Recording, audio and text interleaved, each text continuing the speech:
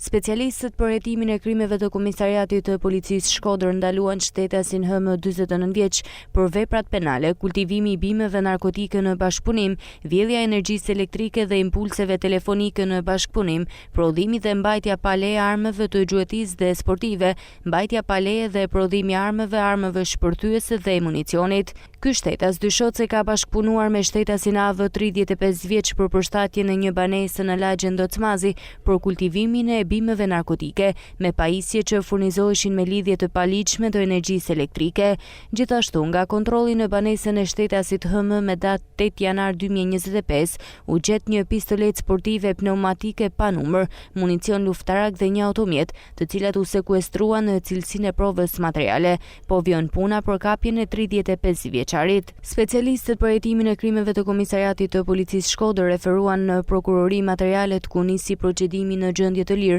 për shtetasin VS 37 vjeç banues në fshatin Guci e Re, pasi ka ushtruar dhunë psikologjike ndaj bashkëshortës së tij. Gjithashtu, këta specialistë referuan materialet në prokurori për njoftim fakti pasi dje në lagjen Gueril shtetasi Edo 26 vjeç është konfliktuar me shtetasin AK 24 vjeç për një borxh të dhënë një shumë monetare që nuk ja ka kthyer. Në Dobraç dyshohet se për shkak të një defekti në motor ka rënë zjarr në automjetin në pronësi të shtetasit VH 24 vjeç, si pasojë është djegur pjesërisht automjeti. Me datë 9 janar 2026 ka kallëzuar shtetasit SG 62 vjeç se i kanë vjedhur një armë gjahu çifte, të cilën e kishte me leje si dhe një shumë parash në banesën e tij në fshatin Shtoj i Ri,